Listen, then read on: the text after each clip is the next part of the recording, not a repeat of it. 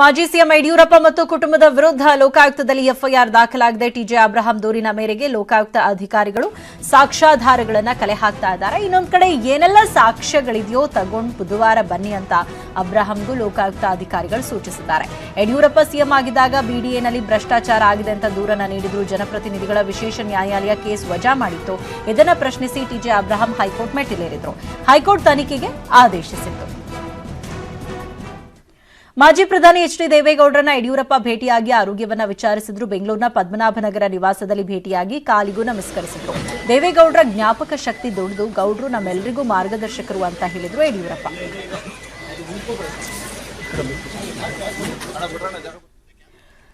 ಭ್ರಷ್ಟಾಚಾರ ಆರೋಪ ಹೊತ್ತಿದ್ದ ನಿವೃತ್ತ ಸಾರಿಗೆ ಅಧಿಕಾರಿಗೆ 4 ವರ್ಷ ಜೈಲು ಶಿಕ್ಷೆ, 63 ಲಕ್ಷ ದಂಡ ವಿಧಿಸಿ ಬೆಳಗಾವಿ ಲೋಕಾಯುಕ್ತ ವಿಶೇಷ ನ್ಯಾಯಾಲಯ ಮಹತ್ವದ ತೀರ್ಪನ್ನು ನೀಡಿದೆ.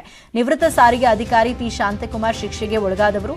2000 ಇವರು ಮೀನ್ ಸಾಕಣೆ ಮಾಡೋರಿಗೆಲ್ಲ ಮೀನ್ ಮರಿ ಸಪ್ಲೈ ಮಾಡಿ ತಿಂಗಳಿಗೆ 2 ಲಕ್ಷ ಲಾಭ ಮಾಡ್ತಿದ್ದಾರೆ. ನೀವು ಮಾಡಬೇಕಾ ಈ ಬಿಸ್ನೆಸ್ ಅನ್ನ? ಫ್ರೀಡಮ್ ಆಪ್ ಅನ್ನ ಈಗಲೇ ಡೌನ್ಲೋಡ್ ಮಾಡಿ. 10 ಮೇ 3ರಂದು ಬೀದರ್ ಜಿಲ್ಲೆಯ ಹುಮನಾಬಾದ್ ಆರ್ಟಿಒ ಆಗಿದ್ದಾಗ ಇವರ ವಿರುದ್ಧ ಭ್ರಷ್ಟಾಚಾರ ಎಸಗಿದ್ದ ಆರೋಪ ಬಂದಿತ್ತು. ದಂಡ ಪಾವತಿಸದಿದ್ದರೆ ಆರೋಪಿ ಅಥವಾ ಪತ್ನಿಯ ಚರ ಮತ್ತು ಚಿರಾಸ್ತಿ ಮುಟ್ಟುಗೋಲು ಹಾಕಲು ಕೋರ್ಟ್ ಆದೇಶಿಸಿದೆ.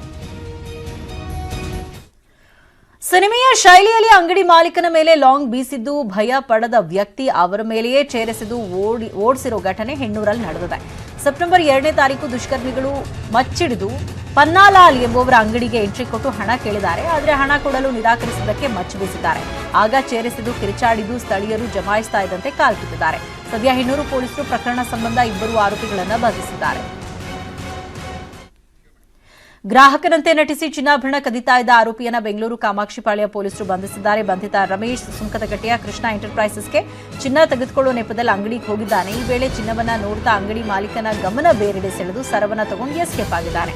ಈ ಪ್ರಕರಣ ಸಂಬಂಧ ಪ್ರಕರಣ ದಾಖಲಿಸಿಕೊಂಡಿದ್ದ ಕಾಮಾಕ್ಷಿಪಾಳ್ಯ ಠಾಣೆ ಪೊಲೀಸರು ರಮೇಶ್ ಎಂಬಾತನನ್ನ ಬಂಧಿಸಿದ್ದಾರೆ. ಬೆಂಗಳೂರಿನ ಮನೆ ಮಾಲೀಕರಿಗೆ ಸರ್ಕಾರ ಶಾಕ್ ಕೊಟ್ಟಿದೆ. ನಗರದ 8 ವಲಯಗಳಲ್ಲಿ ಹೊಸ ಪಾರ್ಕಿಂಗ್ ನೀತಿ ಜಾರಿಗೆ ನಿರ್ಧರಿಸಿದೆ. ಇದಕ್ಕಾಗಿ ಟೆಂಡರ್ ಕರೆಯಲಾಗಿದೆ. ಕೆಟಿಟಿಪಿ ಪ್ರಕಾರ ಟೆಂಡರ್ನಲ್ಲಿ ಭಾಗವಹಿಸಲು 40 ದಿನಗಳ ಕಾಲಾವಕಾಶ ನೀಡಬೇಕಾಗಿದೆ. ಆದರೆ ಕೇವಲ 15 ದಿನಗಳ ಕಾಲ ಟೆಂಡರ್ನಲ್ಲಿ ಭಾಗವಹಿಸಲು ಕಾಲಾವಕಾಶ ಕೊಡಲಾಗಿದೆ. ಗುತ್ತಿಗೆದಾರರನ್ನ ಮೊದಲೇ ನಿಗದಿ ಮಾಡಿಕೊಂಡು ಟೆಂಡರ್ ಕರೆಯಲಾಗಿದೆ ಅಂತ ಎಎಪಿ ಆರೋಪಿಸಿದೆ. ಸಾಲುಮರದ ವೀರಾಚಾರಿ ಪರಿಸರ ಪ್ರೇಮಿ ಎಂದೇ ಪ್ರಸಿದ್ಧಿ ಪಡೆದ ಮಿಟ್ಲಕಟ್ಟೆ ವೀರಾಚಾರಿ ಆತ್ಮಹತ್ಯೆಗೆ ಶರಣಾಗಿದ್ದಾರೆ. 3000ಕ್ಕೂ ಹೆಚ್ಚು ಮರ ಬೆಳೆಸಿ ದಾವಣಗೆರೆ ಜಿಲ್ಲೆಯಲ್ಲಿ ಫೇಮಸ್ ಆಗಿದ್ರು. ಜೊತೆಗೆ ನ್ಯಾಯಬೆಲೆ ಅಂಗಡಿಯಲ್ಲಿ ಅಕ್ರಮ ಪ್ರಶ್ನಿಸಿ ಹೋರಾಟಕ್ಕಿಳಿದಿದ್ರು. ನ್ಯಾಯ ಸಿಗದಿದ್ರೆ ದೇವರಲ್ಲಿ ನ್ಯಾಯ ಕೇಳಕ್ಕೆ ಹೋಗ್ತೀನಿ ಅಂತ ಸಾವಿಗೆ ಶರಣಾಗಿದ್ದಾರೆ. ಸರ್ಕಾರದ ನಿರ್ಲಕ್ಷ್ಯವೇ ಕಾರಣ ಅಂತ ವೀರಾಚಾರಿ ಆತ್ಮಹತ್ಯೆಯಿಂದ ಗ್ರಾಮಸ್ಥರು ರೊಚ್ಚಿಗೆದ್ದು ಪ್ರತಿಭಟನೆ ಮಾಡಿದರು. ಜಿಲ್ಲಾಧಿಕಾರಿಗಳು ಬಂದು ಮನವೊಲಿಸಿ ಅಂತ್ಯಕ್ರಿಯೆ ನೆರವೇರಿಸಿದರು.